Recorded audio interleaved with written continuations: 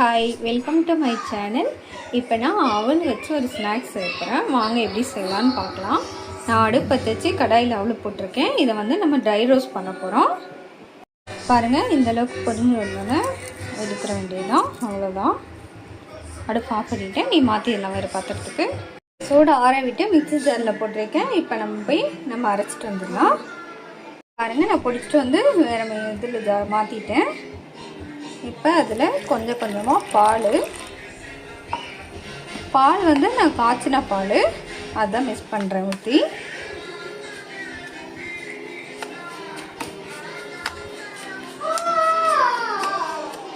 நல்லா புட்டு மாதிரி பிணைஞ்சிக்கணும். அதுக்காக தான்.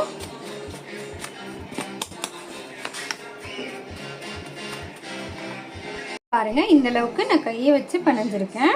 இந்த அளவுக்கு புட்டு மாதிரி வரணும். அவ்வளோதான். இங்கே கடாயில் நெய் ஊற்றிருக்கேன்.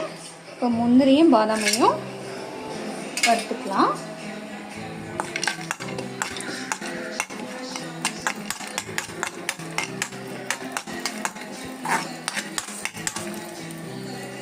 பாருங்க, அதுலேயே தேங்காயையும் ஆட் பண்ணிக்குவோம். நான் தேங்காய் கூட ஏலக்காய் போட்டு அரைச்சிருக்கேன்.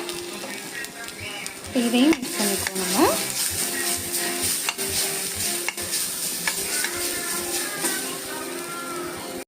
மறுபடியும் கடாயில் வெல்லம் போட்டிருக்கேன்.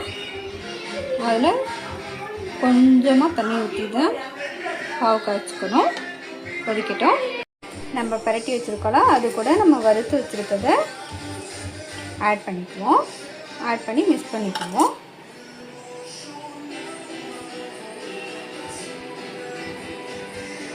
பரட்டி இந்த அளவுக்கு வச்சிட்டோம். இங்கே சர்க்கரை பாவை நான் ரெடி பண்ணிட்டேன். இப்போ அதை கொஞ்சம் கொஞ்சமாக ஊற்றி புட்டு அளவுக்கு நம்ம இப்போ சேர்க்குறோம். பிணைஞ்சு வச்சுக்கலாம். அவ்வளோதான் காய்ஸ், ரெடி ஆயிடுச்சு அவல் புட்டு.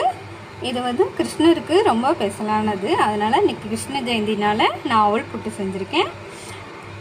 நீங்களும் ட்ரை பண்ணி பாருங்கள். ட்ரை பண்ணி பார்த்துட்டு எனக்கு லைக் பண்ணுங்கள், ஷேர் பண்ணுங்கள். Thank you guys. சப்ஸ்கிரைப் பண்ணுங்க கைஸ். அதோட